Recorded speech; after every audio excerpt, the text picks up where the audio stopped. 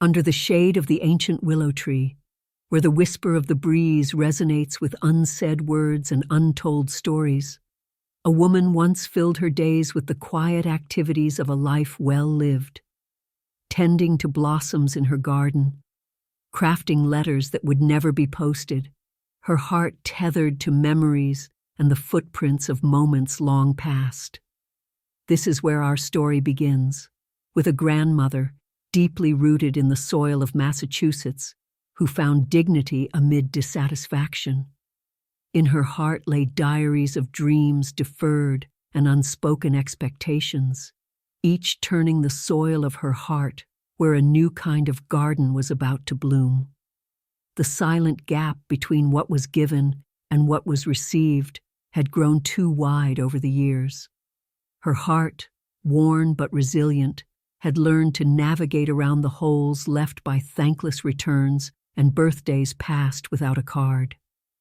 Family dinners transformed into a gallery of chattering faces, where her place was defined more by absence than presence.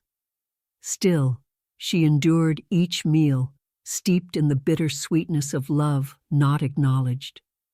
In the stillness of her home, she noticed more than she was meant to. Her son's words, sharp and carelessly thrown, "You're a burden," pierced the sanctuary she had built. From her room, she could hear murmurs she wasn't supposed to, feel the throb of unspoken truths over the static of an unanswered telephone line. It was as if her life had become a quilt, each piece invisible unless closely examined, stitched with the fine threads of what was once a vibrant tapestry of familial closeness. Yet beneath the weight of silence was not resignation, but a brewing of quiet strength. Injustice unspoken is like a whisper in a crowded room, poignant and persistently echoing. In the quiet solitude of her thoughts, she recalled every promise she had kept, believed in every smile that nourished others, and the silent promises she had made to herself that now begged for fulfillment. The faded chair by her fireplace, once a symbol of comfort and love, now seemed to hold her place in a room full of lives moving on. The cupped hands of her prayers spoke volumes in the language of quiet resolve. Slowly, an accumulation of time and truth began to crack the foundation of her family's carefully curated facade. Family portraits stared back at her, but she knew well the crystalline fractures that made them fragile. Each accusation murmured behind closed doors, each forgotten touch on the piano keys of her soul signaled fractures that could no longer be ignored. And just like the letters she wrote but never sent, truths had a way of finding the light when mailed from the heart. Then one morning, as dawn kissed the horizon with the promise of something more, she made her silent decision. Her pen moved with assurance, not on a canvas of revenge, but of liberation.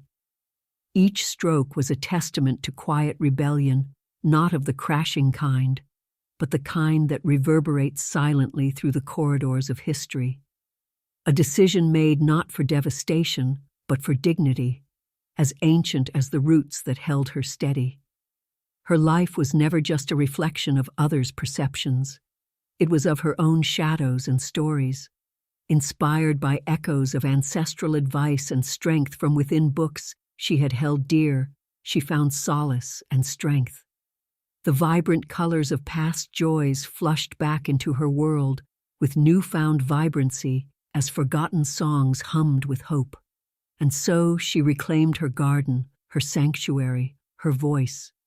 Fingers that had once closed painfully now opened to the soil's embrace, sowing seeds of a future guided by justice carried on the wind, a reawakening led by acceptance over retribution. She lived that justice, a quiet, powerful decision echoing long after it was uttered, a decision that sang silently, even as she walked away, never looking back. It was time her story was penned by her own hand, claiming her forgotten tale and her rightful dignity, entwined with the blooms of a garden reborn. There was a quiet spot beneath the old willow tree where she often retreated when the world became too loud. Its branches fell heavily to the ground, as if trying to touch something it once lost sight of. Here, under the outstretched limbs, a realm of silence wrapped her in a gentle embrace, inviting reflection rather than pushing forth the sting of recent harsh words. She would trace the patterns on the earth, each line on her fingers representing a thread of strength spun through silent resistance, part of an intricate web that spoke of her enduring presence, invisible yet indelible. It was here she pondered the sting in her son's words. "You're a burden." The garden was still in the early morning light, shadows playing among the rows of flowers she'd tended for years. Every bloom held a memory, a whisper of laughter or a song hummed during happy times. She was not a burden. She was a caretaker. Yet, shadows lingered longer than sunlight in her garden these days, echoing with unspoken heartache. These shadows were the footprints of those who no longer walked by her side, but were always present in spirit. Without any planned farewell, she ventured the garden paths alone, her footsteps hollow and weary. The garden had heard countless footsteps, the innocent patter of her grandchildren, now merely distant echoes of laughter she could no longer chase. There was once a symphony to their presence, now replaced by the rhythm of solitude, where each step reminded her of distance and unspoken wounds. She nurtured these plants with love, seeking solace in their growth, each bud a testament to resilience under her kind hand. As she meandered the paths, she wondered if the soil remembered those who treaded before her. Among the flowers, she found an overlooked token pressed between the leaves, the forgotten birthday card. It was a small, delicate piece of faded joy that had once held the promise of affection from her son. Its once vibrant ink bloomed with words of love, now forgotten like a promise made long ago but never fulfilled. This card was a symbol of both love once felt and the quiet erosion of acknowledgement, a neglected emblem of a family's internal missteps. Her heart ached as she tried to recall the fragrance of family dinners. These meals used to be vibrant affairs, infused with the bittersweet aroma of dishes passed down through generations. They smelled of laughter, arguments, and the warming glow of shared moments. Now, the smell was tinged with memories of isolation and the absence of those she cherished. Memories contrived bittersweet confections lingering on her tongue, offering sustenance, yet failing to fill the empty spaces. The return of these aromas forced her to confront what had been diluted over time, a gathering of love, now a ghostly trace, just enough of a taste to remind her of what she had lost. Close to the garden's edge, she observed blooms growing in vibrant defiance, untethered, much like herself. These were the ones not meant to be cultivated, thriving despite neglect, reflecting her own struggle. They stood like lonely sentinels, beautifully irrelevant to the carefully curated displays, yet silently speaking of survival and the capacity to flourish where one seemed an outsider. Flowers found in unexpected places, wild and resilient, each a silent testament to untold stories of endurance, symbolized her own spirit. No words, no scream of existence, just a profound presence that demanded acknowledgement through sheer quiet persistence. In the shadows beyond the reach of her nurturing hand, these blooms stood as a solemn reminder. She was still here, still growing, a part of the garden, never a burden, but a foundation. She was more than what she seemed on the surface. Her depth resided in the quiet pauses and unshed tears, the unvoiced rejections, and the silent affirmations of her existence. The garden understood her language, her silence, and her strength. By reclaiming her relationship with it, she nourished herself, thereby allowing her dignity to unfurl like those defiant blooms thriving in the garden's shadow. The bedroom door was closed, but its wood seemed to weave together memories and murmurs that were never meant to reach beyond its threshold. Behind it lay a sanctuary, or perhaps a prison, where Sylvia often sat surrounded by the silent weight of unspoken words. The house, once filled with the vibrant chaos of family life, now felt muted, resonating more with its absences than presences. She had become, in the words of her son, a burden. His voice, edged with unintended cruelty, still cut through her mind with the sharpness of betrayal, triggering a quiet exodus toward self-preservation.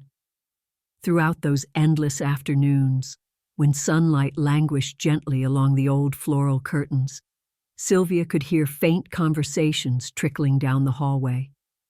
Her son's voice, often charged with the impatience of the young who have yet to confront their own fallibility, was a familiar cadence orbited by replies she strained to hear. As she sat, the quiet rebellion against his words grew, a strength bolstered not by confrontation, but by an inner resolve that embraced dignity above all. Sometimes she would walk to the phone, the worn-out cord like a tether to the life outside, a remnant of connection. Stifled tears were often her companions during these calls. Her conversations, punctuated with inquiries about faceless grandchildren, were riddled with excuses and hurried goodbyes. She sensed the growing distance not just physically, but emotionally, a rift unseen, yet palpable, whispering a heartbreaking truth.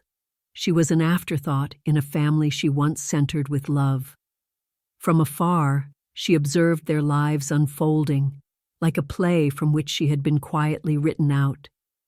Birthdays, graduations, new beginnings, all were narrated in brief, dispassionate updates. Sylvia learned to knit these pieces together herself, creating a tapestry of imagined moments and unfulfilled roles. With each passing season, she observed them gather, celebrating milestones, through a lens liberated from her presence and shaped by everyday laughter they shared without her. Yet, invisible threads held Sylvia to the world she had helped mold. She found comfort in the old quilts she spread across her lap, each stitch a silent chronicle of nights spent in warmth and conversation, laced with reassuring familiarity. Those artifacts held stories her heart refused to abandon, stories that her hands echoed in every gentle pat and quiet smoothing of fabric. Echoes of her own laughter, like soft rains on summer windows, lingered somewhere in the folds of those quilts, mingling with his tiny, contagious giggles. She could remember the shared jokes, the playful chiding, the understanding glances that once floated easily between her and her son. It all seemed irretrievably distant now, as if submerged beneath layers of silences and misunderstandings that had grown, unchecked, over the years. But in the quietude of this moment, Sylvia recalled a profound truth, that dignity need not demand an audience nor recognition. In the binding of independence she once provided, and the legacy she now chose to reclaim, lay the real power. It was there, in the deliberate act of reclaiming her own space, that Sylvia stitched together fragments of dignity forgotten by others, but never lost to her own spirit. She had taken back the deed to her own narrative, a quiet, symbolic act in itself. It was a statement woven through her silence that she refused to be reduced to a burden. Her decision was a gentle defiance, challenging not with loud bitterness, but with the profound weight of a love neither spoken nor heard, yet always present. In this silent undoing of expectations, she found a kind of justice that didn't scream. It simply existed with purpose. For what seemed like the 100th time that week, Evelyn found herself in her living room, cloaked in the shadows of silent words that had lingered far longer than they should have. The room was comfortably furnished with subtle reminders of a life dedicated to family. Multiple photographs adorned the walls, each capturing smiles and moments that now felt more like memories from someone else's life. There were images of birthdays, holidays, and everyday miracles, a testament to a time when love felt effortless instead of heavy. Yet, those very pictures seemed to whisper to her an echo of what's lost, a gentle but persistent reminder that behind every captured smile was an unsaid plea, a silent entreaty for understanding, love, and acknowledgement. The real load she carried was in the space where words should have been, the conversations denied, the affections unspoken. Her son's recent callous words, "You're a burden," reverberated within her, an invisible shackle binding her voice. Evelyn treasured the quiet, finding solace in the simplicity that eluded her family, who often chased noise and urgency. But the quiet had begun to hold another dimension, a burden of its own. It felt heavier than ever, casting shadows that seemed darker as days stretched into weeks. This silence was different. It was charged, laden with grief over what was never expressed, burdens she bore alone. Silence used to be her ally, a place for peace and reflection. Now it was a reminder of rejection. Her eyes drifted over to the fireplace, where a chair, her chair, sat, its fabric a reminder of countless evenings spent lost in thought or book. Faded now, it was still perfectly comfortable, holding the indents of her form.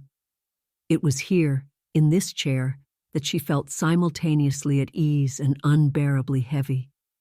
The chair had been a witness to her dreams and disappointments, absorbing words never said and tears never shed. But the weight of unshed tears poured into her chest, never fully cried out. These tears had built up over time, much like the dust on the bookshelf.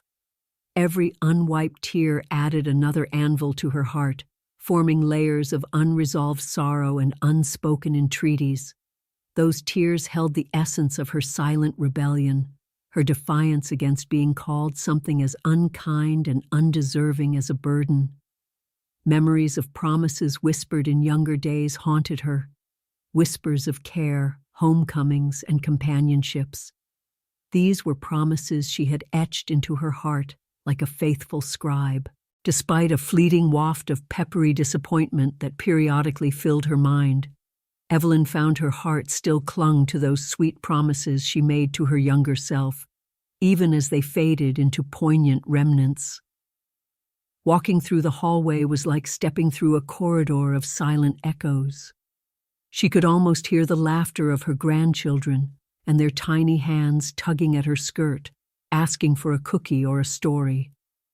These echoes reverberated strongly in the silence, a reminder of the life she had worked tirelessly to nurture, unacknowledged labor that now seemed to have vanished like mist.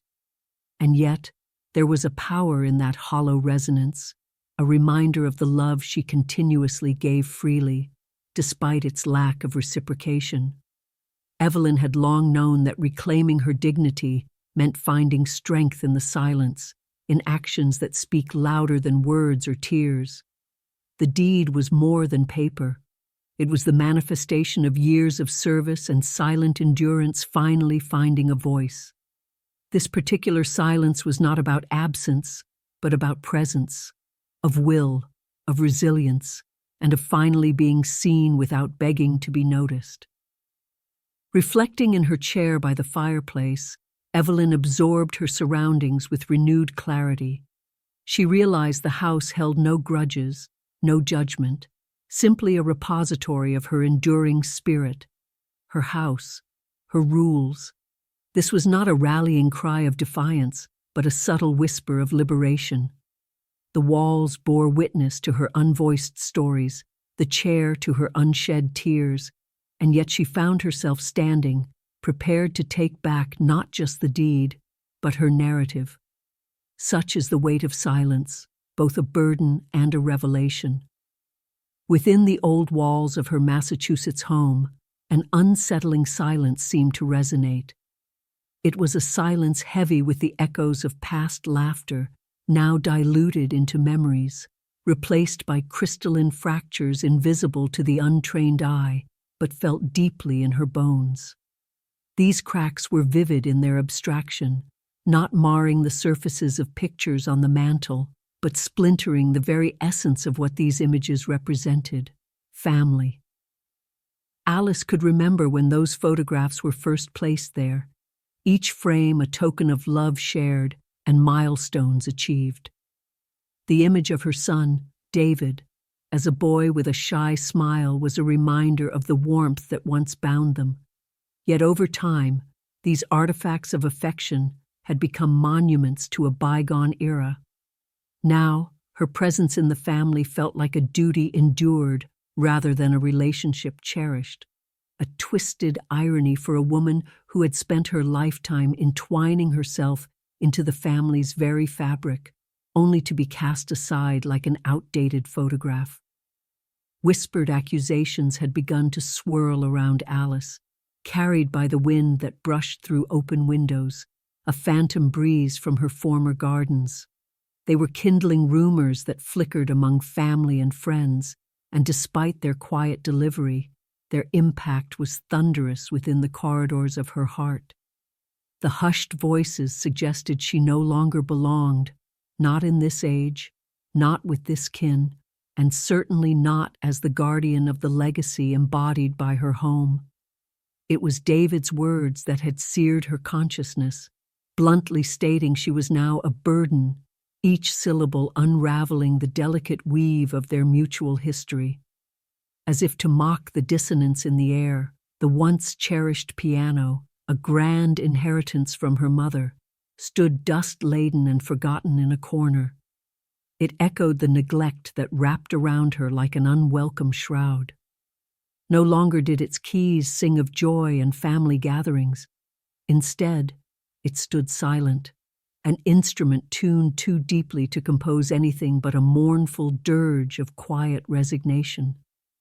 Alice used to play it every evening, her fingers dancing lovingly over the keys to fill the room with warmth. Now, its silence marked her own quiet rebellion against the pity-laden kindness forced upon her by reluctant hands. In the quiet confines of her bedroom, where dusk often brought solace, the day the mail carried a revelation was one she could never forget. It came in the form of an impersonal letter, a request, a plea even, thinly veiled as legal paperwork, suggesting she concede the deed to her home, her refuge, her sanctuary. It was a begged truth wrapped in legal formalities, a vivid betrayal that demanded she question her own roots. Betrayal is a silent companion, and Alice found it creeping into her heart, forcing a confrontation with the reality she had been reluctant to face. She, the matriarch, was slowly being edged out. Determined not to wither under this new storm, Alice understood that her steps forward would speak louder than words. So, she began to walk the gravel path leading away from her home each morning. With each step, she listened to the crunch beneath her feet, each sound a hollow echo of the resolve hardening within her. She imagined the house from her son's point of view, a structure that was meant only as an asset, a place of financial potential rather than emotional resonance.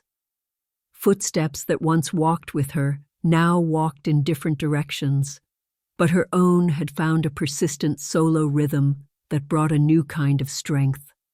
These deliberate journeys on well-trodden paths reprised the quiet journeys of her past, but they bore a newfound dignity she refused to relinquish.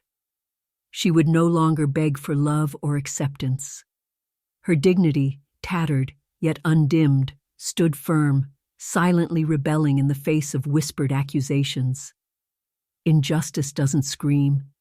It decides, she thought, as the gravel path stretched before her. Her steps deepened the grooves already etched into the earth, a testament to a life lived and the justice she crafted not with words, but with the resilient silence of her actions. She knew this was the beginning of reclaiming not just her home, but her essence, dignified, unyielding, a matriarch still. The morning had always belonged to Ellen, before the world stirred and before harsh words broke the stillness that cushioned those early hours. As the first light played softly upon her aging face, Ellen whispered her quiet agreements to the moon, now submitting its watch to the dawn. It was during these moments that she gathered strength, each day inching a little closer to a decision that had once seemed a distant symphony of thoughts. In the chill of the kitchen, Ellen moved with deliberation, her actions slow, but her mind agile and alert. She eyed the pen laid bare on the table, a simple instrument that had conjured both joy and sorrow through decades of family letters, solstice cards, and birthday wishes. Today, however, it was her vehicle of resolve, weapon of choice for a silent rebellion against an ungrateful patriarch. The sound of the pen as it carved her thoughts onto paper was resolute, each stroke a testament to her decision to reclaim what had been hers all along, a quiet justice that did not shout, but simply stated, "Enough." Ellen's mind wandered back to words her son had tossed at her like stones, each one leaving invisible bruises. "You're a burden," he had scoffed, cradled within the safety of youth and arrogance. These words had nestled uninvited into her thoughts, challenging her sense of self deep within, where she herself dared not tread too often. But now, she saw them for what they were, a spark she could fan into flames of freedom or allow to extinguish her spirit. The kettle hummed on the stove, vocalizing the silent rebellion brewing within her. It sang a soft, comforting melody that echoed against the walls, perhaps the closest Ellen's home would come to hearing her true voice. She wrapped her hands around a delicate cup of morning tea, a gesture of resolution rather than routine. The warmth seeped through her fingers as if to reassure her that her rebellious act carried grace rather than malice, calm rather than chaos. Every action of hers that morning was infused with purpose so subtle it was almost invisible, like unheard prayers that threaded through the air, attaching themselves to the very fabric of her dress. Simple cotton, modestly sewn, yet undeniably an emblem of quiet strength and dignity. As she dressed, she sealed her decision in these prayers, knowing that the act was not about anger, but about reclaiming her narrative, her dignity that could no longer be bartered on the essential markets of family dynamics. In the past, Ellen's charity had been confused with weakness, her generosity taken for granted, as though part of the wallpaper of lives lived hurriedly around her. Today was different. Today, she rejected not her son, but the role she had allowed herself to be cast in as a prop rather than a protagonist. She chose silence as her accomplice, knowing its power scored deeper than any retort. Ellen stood by the window, watching the shadows of the leaves caress her driveway, a place which until recently felt more and more like a stopping point for a life on hold. The tick-tock of the wall clock mirrored her heartbeat, a calm, even rhythm that belied the tumult of decisions she had weathered. She knew that there was a part of her son that loved her deeply, remembered her stories, her laughter, and her quiet perseverance. But that was obscured now by the shadows of his own struggles, the ghosts of aspirations unmet. Closing her eyes, Ellen envisioned herself walking away, not to sever bonds, but to reinforce them at their true worth. This wasn't vengeance, but rather liberation, an ability to be seen and valued without the noise, without the weight of expectations pushing her down. She realized she was not abandoning, she was reclaiming, and this realization brought her more peace, than any applause of the world outside her door could ever offer. Ellen breathed deeply, inhaling the aroma of forgiveness she offered herself in that simple but transformative moment. Her house, her roots, her life, all reaffirming her place not of servitude but of equal stance. In that morning stillness, as she prepared to pen her final decision, Ellen fortified herself with a truth she had long buried beneath decades of familial duty. She was not a burden. She was a woman, a spark of life that, when given the chance, could burn brightly with dignity and grace. In her quiet resolve, Ellen was choosing to relive her narrative, not waiting to be rewritten by others. In the quiet corner of her modest Massachusetts home, Amelia discovered the books that had become her solace over the years. Each volume was an echo of ancestral strength, whispering the stories of women who had walked the earth with grace and unyielding resolve. These tales, pulled from both fiction and history, seemed to transcend their pages and offer Amelia a bridge to women like her, those whose voices often went unheard within the chaos of family demands. As she leafed through the yellowing pages, she found herself remembering the voices of her own forebears. Her grandmother, in particular, who had raised children through the Great Depression, was always a font of quiet wisdom. "Speak through your actions," she used to say, her words resonating beyond the grave. Amelia was reminded of those nights listening to her grandmother recount familial histories laced with fortitude as she rocked her to sleep. The bookshelves became her allies, each book a symbol of reclamation, narratives that paralleled her journey from perceived burden to someone reclaiming their own story. They whispered to her not to beg for love, but to anchor in her dignity and inherent worth, understanding that real strength often lied in what went unsaid. Her son, Robert, had scoffed at her, dismissively labeling her a burden, yet within these walls, her history rooted itself in every crevice. They underestimated her. They could strip away many things, but not the quiet power she found here. It was in this space, amid these literary companions, that she decided to take back the deed to her home, a symbolic reclamation of her voice. The sharp creak of the front door echoed incomplete revolutions each morning, a symphony of aging hinges refusing to remain silent. This door, much like Amelia, had witnessed the world turn and fortunes change. Every creak was a quiet triumph, signaling her existence, assertive but not combative. It stood between her past grievances and the potential peace of future days. The door had once been a gateway to frustration, opening to the barbed remarks of a son lost to life's disappointments. But now, as it swung open, it did so under her command, responding only to her hand as she turned its handle each day. The weight of ownership returned to her, these sounds signifying freedom, a declaration of her presence, every release a reminder of her autonomy. The mornings were kinder now. As rays of light spilled into the room, the quiet became filled with possibilities rather than regret. Her small radio, buried under years' neglect, crackled to life, resurrecting songs long forgotten. These were melodies of youth, the same hymns she once cradled her own child to, a soft reminder of who she was when her life felt whole.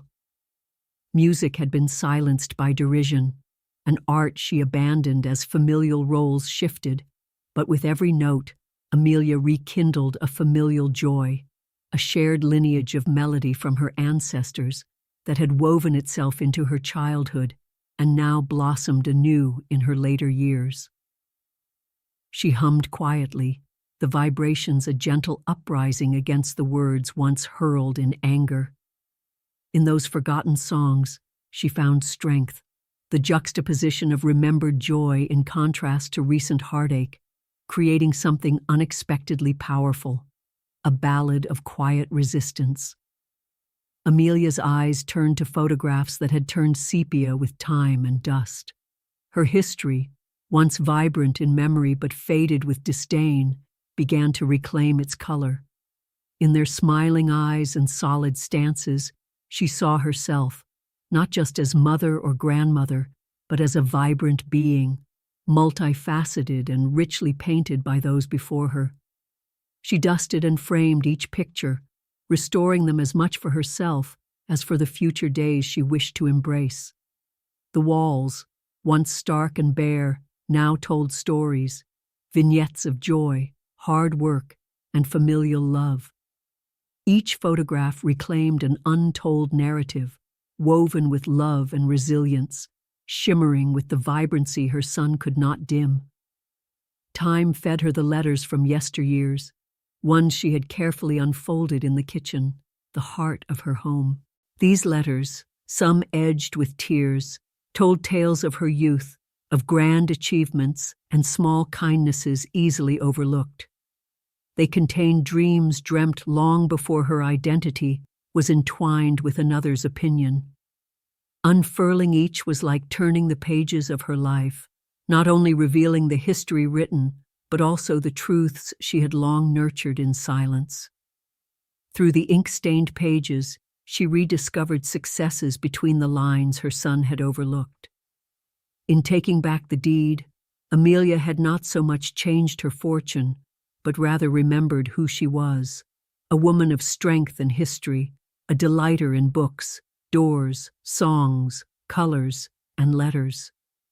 She had quietly decided, across the breadth of years and amidst familial complexities, to reclaim not just her home, but her voice.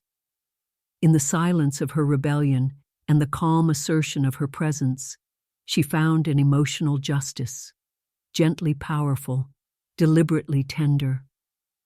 Under the stillness of a crisp Massachusetts evening, where cool breezes whispered across the earth, Evelyn knelt in her small, once-abandoned garden. Each seed she planted felt like a piece of herself she was reclaiming, one handful of soil at a time. In her mind, the garden was no simple collection of plants. It was her silent rebellion, a testament to her resolve, and a symbol of the life she was slowly recreating after years of feeling like an unwelcome shadow in her own home. The garden had lain dormant for years, much like the parts of Evelyn that had been silenced under her son's roof. But tonight, as she pressed the seeds into the earth, she felt an inexplicable kinship with the ground. She had decided that tending to it was akin to tending to her soul, sowing every furrow with quiet strength that had long been buried under her son's dismissiveness. The soil was heavy in her hands, a mix of memory and promise. Looking at the parcel of earth, Evelyn saw not the patches of weeds, but the potential of what could be if given the right attention. She remembered a quote from Edith Eger, a psychologist who had inspired her in recent weeks: "When you choose to recover, you choose to survive." Evelyn was not seeking vengeance for the words that had once cut her, but rather redemption through self-acceptance, planting roots of her own choosing. She was crafting a new identity with each season's bloom. Amid these fledgling efforts, her mind often wandered to her grandchildren, who once peppered the yard with their laughter. Their echoes lingered in the soft rustling of the leaves, and she nurtured the hope that this living tapestry would one day call them back, making her presence felt through its gentle beauty rather than words unspoken. Her son saw the garden as futile, a relic of her age, as he often chided in passing. But Evelyn understood the blooms better than anyone. They were her allies in silent resistance, growing steadily in defiance of the neglect she had endured. She saw in them the possibility of acceptance, for despite old roots, these flowers knew how to stretch towards the sun. At night, she would quietly wander through the rows, lost in the pale glow of the moon. There was a particular serenity to the nocturnal garden that filled her with a profound sense of belonging. It felt as if the moonlight itself serenaded the buds into an unseen symphony, a harmonious alliance that upheld her spirit amidst adversity. In this tranquility, she found the courage to walk familiar paths in her mind, unburdened by the derision she faced. These nocturnal strolls became her private rituals, moments where she could mourn past injustices and nourish the seeds of future hopes. As she moved through the garden, Evelyn began to realize that justice did not always come through confrontation, but through quiet endurance, through nurturing the very life within her grasp. When tangled thoughts threatened her peace, she recalled Viktor Frankl's words on suffering. When we are no longer able to change a situation, we are challenged to change ourselves. It became a reminder that justice was not in the altering of her son's heart, but within her own metamorphosis. Here in the garden, the seeds she sowed whispered stories of resilience, each one promising quiet justice carried by the wind, like ancient wisdom rediscovered. Though few understood the depth of her solace here, Evelyn knew that every living plant she tended was an assertion of her dignity, an act of remembrance of her own value, silently defying the burden image thrust upon her. And so, each day she watched as her garden unfolded, nurtured by her faith in herself. In the quiet solitude of this ritual, Evelyn embarked on a journey inward. She re-walked paths lined with doubt and disparagement, only to emerge into the dawn of self-reclamation. Her selections of seeds were deliberate, each one holding the promise of becoming more than its beginnings, just as she hoped to blossom beyond her current circumstance. In this way, she cultivated not only her garden, but a new life sprouting quietly alongside it.